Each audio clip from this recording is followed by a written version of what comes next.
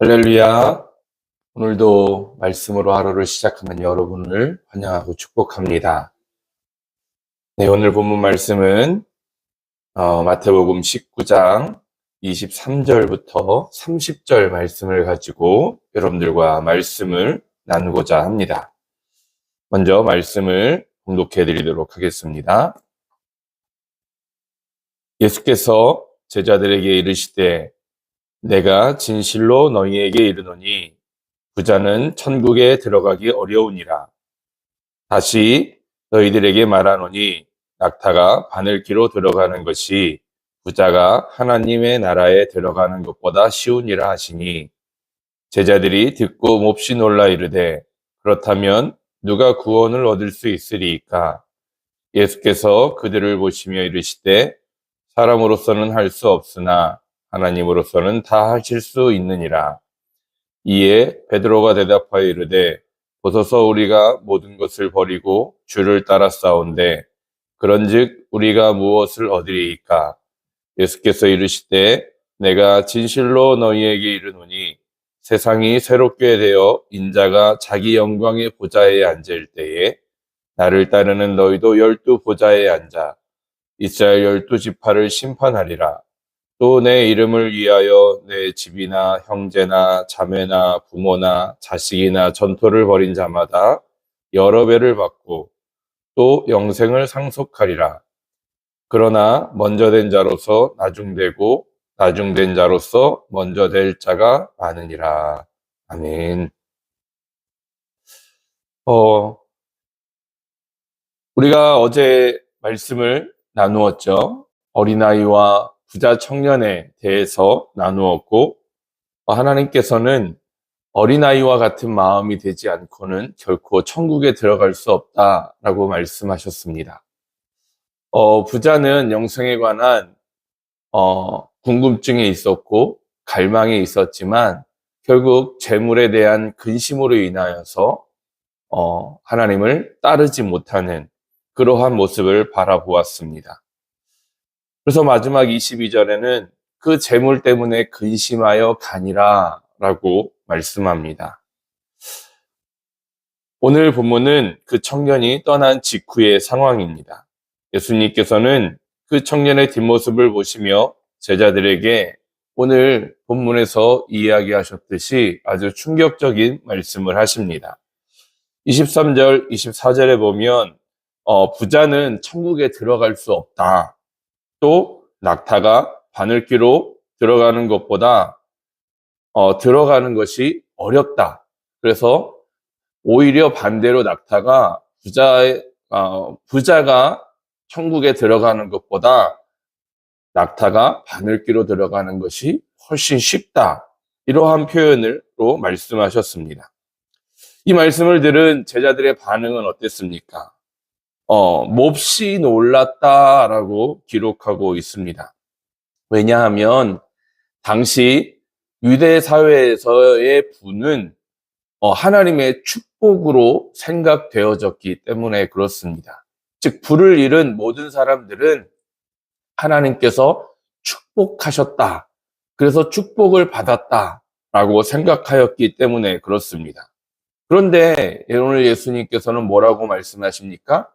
부자는 천국에 들어가는 것이 어렵다. 오히려 생각해 보면 낙타의 비유를 들어서 이야기하시는 것을 보면 불가능하다는 이야기를 하고 있다라는 것이지요. 그렇다면 누가 구원을 얻을 수 있습니까? 오늘 우리는 제자들이 이 질문에 대한 답을 또한 예수님께서 하고 계신 것을 바라보고 있습니다. 그래서 오늘 말씀의 제목을 누가 구원을 얻을 수 있나? 라는 제목으로 잡아보았습니다. 예수님은 23절과 24절에서 부자가 천국에 들어가는 것이 얼마나 어려운지를 강조하십니다. 낙타가 바늘기로 들어가는 것이 부자가 하나님 나라에 들어가는 것보다 쉬우니라. 사실 이 말은 불가능하다라는 이야기죠. 여러분 낙타를 다 아시지 않습니까? 바늘기에 있는 그 작은 구멍도 다 압니다. 그런데 그 작은 구멍으로 낙타가 들어가는 것, 그것은 불가능한 것이지요. 고로 부자가 천국에 들어가는 것이 불가능하다라고 예수님께서는 이야기합니다. 그렇다면 정말 부자가 천국에 들어가는 것이 불가능한 것이냐?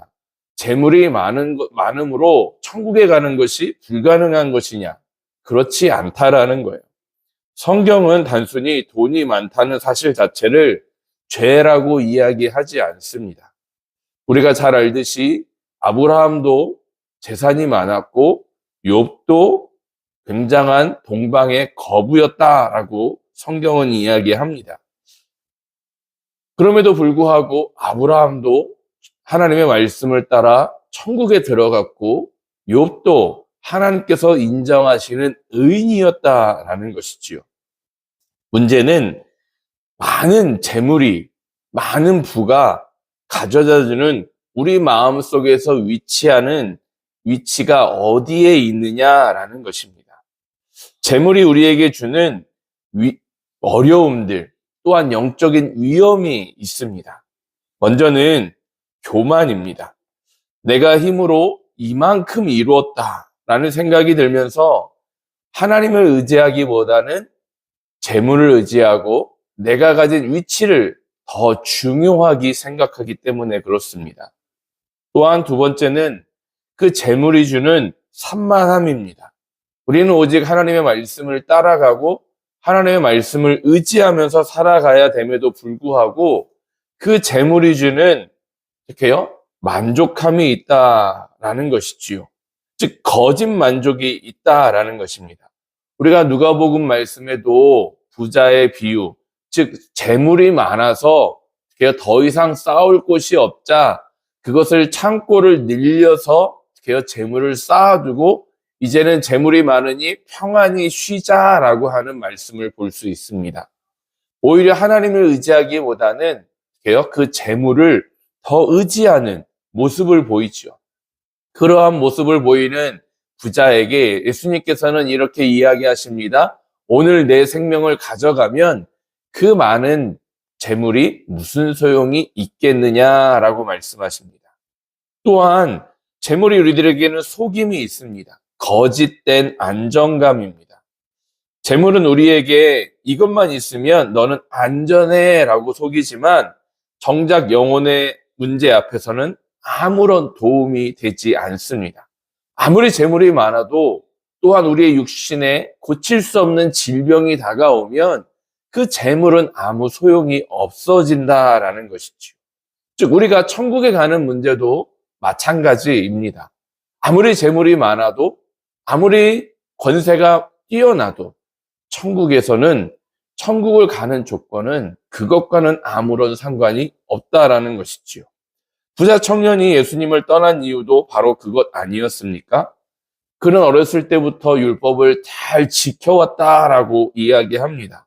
자부했습니다. 그러나 하나님께서 그 재물을 다 팔고 나를 따르라라고 했을 때 근심하고 돌아갑니다. 왜 그렇습니까? 자신이 가지고 있는 재물을 누리기를 원했고 또한 그 재물을 가지고 있기를 원했고 또한 그 재물을 더 의지하고 있었기 때문에 그렇습니다. 그렇다면 우리의 삶을 한번 돌아볼 필요가 있습니다. 물론 재물이 없을 수도 있습니다. 또한 부자가 아닐 수도 있습니다. 그럼에도 불구하고 우리는 신앙의 관점에서 이 말씀을 돌아서 생각해 보면 내가 이 땅에서 하나님보다 더 의지하는 것이 무엇이 있는지를 살펴볼 필요가 있었습니다.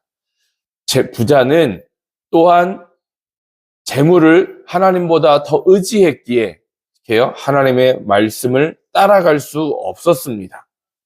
그러나 우리도 이 땅에서 삶을 살아갈 때에 말씀으로 살아간다고 이야기하고 결단하고 나아가지만 하나님을 따라간다고 하지만 결정적인 순간에 말씀을 따라가지 못하고 하나님을 따라가지 못하는 것들이 있다라는 것이지요. 그것이 무엇입니까? 내가 누리고자 하는 것들, 성취하고자 하는 것들, 이 정도면 나는 괜찮아 하는 자체적인 평가입니다. 그러나 그러한 것들로는 결코 그러한 것을 가지고 있고는 결코 천국에 들어갈 수 없다라고 이야기합니다. 사람의 노력으로, 도덕적인 성취로, 그리고 재물로는 결코 천국에 들어갈 수 없게 되어진 것이지요. 그렇다면 구원은 어떻게 이룰 수 있습니까? 오직 하나님만 우리에게 구원을 주실 수 있습니다. 그것이 어디에 나와 있습니까? 오늘 읽은 본문의 26절에 이렇게 이야기합니다. 사람으로는 할 수 없으나 하나님으로서는 다 하실 수 있느니라. 즉 구원은 어떻게요? 하나님께서 우리에게 주시는 선물과 같은 것입니다. 이것이 복음입니다. 이것이 우리에게 은혜입니다. 구원의 주체는 사람이 아니라 하나님이십니다. 낙타가 바늘길을 통과하는 것보다 더 불가능한 것이 죄인인 우리가 거룩하신 하나님 앞에 서는 것입니다. 그러나 그렇게 하나님 앞에 서는 것, 우리의 힘으로 가능합니까? 그렇지 않습니다. 그러나 하나님께서는 그것을 가능케 하셨습니다. 어떻게요? 예수 그리스도의 십자가의 보혈의 능력으로, 그것을 믿는 자마다, 그 보혈의 능력으로 깨끗함을 받은 자마다 어떻게 해요? 우리는 모두 다 하나님 앞에 설 수 있게 되어진 것이지요. 요한복음 1장 12절과 13절 말씀은 이렇게 이야기합니다. 영접하는 자, 곧 그 이름을 믿는 자들에게는 하나님의 자녀가 되는 권세를 주셨으니 이는 혈통으로나 육정으로나 사람의 뜻으로 나지 아니하고 오직 하나님께로서 난 자들이니라. 구원은 우리의 자격이나 어떤 조건에 달려있지 않습니다. 우리가 가진 재물의 많고 적음, 지식의 유무, 도덕적인 완벽함이 구원의 조건이 아닙니다. 전적인 하나님의 은혜, 주권적인 하나님의 역사하심입니다. 부자라도 자기의 의를 버리고 하나님을 따라가며 저는 죄인입니다 라는 고백이 있어야 부자임에도 천국에 갈 수 있다라는 것이지요. 나는 아무것도 아닙니다. 이 모든 것은 하나님께로부터 온 것입니다 라는 고백이 반드시 있어야 됩니다. 반대로 아무리 가난한 자라도 하나님이 하나님 아닌 자기를 따라가는 자들, 자신의 신념을 따라가는 자들, 자신의 어떠한 의지를 따라가는 자들은 결코 구원에 이를 수 없다라는 것입니다. 오늘 우리가 이 자리에서 예배하는 것, 또한 우리가 이 아침에 주님의 말씀을 따라가기로 결단하는 것, 그것은 무엇입니까? 자격 없는 우리가 하나님께 은혜를 받아 우리가 믿음을 소유하게 되었고 선물로 받았고 하나님의 말씀을 따라가며 천국을 소망하고 있기에 우리는 이 자리에서 주님을 예배하고 있는 것입니다. 하나님께서는 우리를 찾아오셨고 믿음을 선물로 주셨습니다. 이 위대한 선언이 저와 여러분의 구원의 근거가 됨을 믿으시기를 바랍니다. 또한 구원받은 자에게는 풍성한 상급이 있을 것을 오늘 이야기하십니다. 예수님의 말씀을 듣고 있던 베드로가 나섭니다. 27절에 이렇게 이야기합니다. 보소서 우리가 모든 것을 버리고 주를 따라 싸운데 그런즉 우리가 무엇을 얻으리이까? 베드로는 배와 그물을 버려두고 예수님을 따랐던 사람입니다. 부자 청년과는 다르게 반응했죠. 나를 따르라 했을 때 그는 모든 것을 버리고 주님을 따랐습니다. 그와 함께한 제자들도 마찬가지였죠. 그렇다면 우리는 이렇게 따랐던 우리는 도대체 무엇을 얻을 수 있습니까? 우리는 천국에 들어갈 수 있습니까? 라는 질문입니다. 예수님은 그런 제자들에게 놀라운 약속을 주십니다. 28절과 29절에 이렇게 말씀하십니다. 장차 세상이 새롭게 될 때 12 보좌에 앉아 심판하게 될 것이며 주를 위해 집이나 가족이나 전토를 벌인 자는 여러 배를 받고 또 영생을 상속하리라. 마가복음에는 이 말씀을 100배나 받게 될 것이다 라고 기록하고 있습니다. 이 약속은 단순히 우리가 주님 앞에 헌신을 많이 하면, 때로는 헌금을 많이 하면 된다라는 것이 아닙니다. 이것은 하나님 나라의 가치관입니다. 우리가 누릴 영적 풍요로움을 위해서 영광을 의미하고 있는 것입니다. 주님을 위해 포기한 것들은 결코 사라지지 않는다라는 거예요. 우리가 이 땅에서 살아가면서 주님의 말씀을 따라 살아가는 삶, 또한 우리가 주님을 예배하는 삶, 주님 앞에 나와서 기도하는 시간, 이 모든 것들은요, 우리가 주님을 위해 희생하는 것들입니다. 또한 교회에서 이루어지는 모든 행사들에 참여하는 것, 준비하는 것, 이 모든 것들도 나 자신을 위한 것이 아니고 하나님을 위한 것이라면, 그 영광을 위한 것이라면 다 하나님을 위해 나의 시간을 포기한 것들입니다. 이러한 것들을 잊지 않으시겠다라는 것이지요. 우리는 잘 알고 있습니다. 주님의 말씀을 따라 살아가기 위해서는 반드시 포기해야 할 것들이 생긴다는 것을 말입니다. 오늘 예수님은 30절에서도 중요한 경고를 하십니다. 먼저 된 자로서 나중되고 나중된 자로서 먼저 될 자가 많으니라. 이것은 우리들이 이 땅을 살아가면서 긴장감을 가지라는 것이지요. 아, 내가 이만큼 헌신하면 됐어. 이만큼 봉사하면 됐어. 이만큼 예배드리면 됐어. 이만큼 기도드리면 됐어. 이 정도면 하나님께서 기뻐하실 거야. 이 내가 가지고 있는 이 정도면 이만큼이라는 것이 어떻게요? 먼저 된 자가 나중될 수도 있고 나중된 자가 먼저 될 수 있는 근거가 되어진다라는 것이죠. 그래서 우리는 항상 최선을 다하여서 주님의 말씀을 따라가는 자들이 되어져야 한다라는 것입니다. 사랑하는 성도 여러분, 누가 구원을 얻을 수 있습니까? 이 질문에 대한 대답은 명확합니다. 사람의 힘으로는 불가능하지만 하나님은 하실 수 있다라는 것입니다. 우리가 주님의 말씀을 따라가는 것은 결코 쉬운 일은 아니지만 그 따라가는 길에 반드시 동반되어야 되는 것은 무엇이 있습니까? 포기라는 것이 있습니다. 무엇을 포기해야 합니까? 내가 좋아하던 것, 따르던 것, 즐겨하던 것, 세상이 원하는 것들을 포기해야 할 수 있습니다. 그러나 하나님은 결코 그것을요, 헛되다 하지 않으신다라고 이야기합니다. 또한 우리가 십자가의 공로로 어떻게 해요? 주님 앞에 나아갈 수 없는 존재였지만 우리가 그 은혜를 힘입어서 주님 앞에 나아갔습니다. 그렇다면 우리는 그 은혜를 입은 자로서 어떻게 살아가야 할까요? 오늘 어떻게 살아가야 할까요? 먼저는 내 삶에서 하나님보다 더 의지하고 있는 것이 무엇이 있는지를 살펴보아야 합니다. 또한 그 의지하고 있는 것들을 내려놓아야 합니다. 부자 청년의 재물과 같은 것, 그것이 무엇이 있는지 꼭 재물이 아니더라도 우리는 살펴보아야 합니다. 또한 두 번째로는 구원이 전적인 하나님의 은혜임을 고백하며 오늘 어떤 감사로 살아갈 것인지를 결단하며 나아가는 저와 여러분들이 되었으면 좋겠습니다. 재물을 주인으로 삼지 마십시오. 내가 세상의 성공을 구원의 증거로 삼지 마십시오. 오직 하나님 한 분만을 나의 주인으로 모시고 살아가는 저와 여러분이 되었으면 좋겠습니다. 주님을 위해 포기하는 것을 말씀을 따라 살아갈 때 다가오는 어려움들을 소외됨을 두려워하지 마십시오.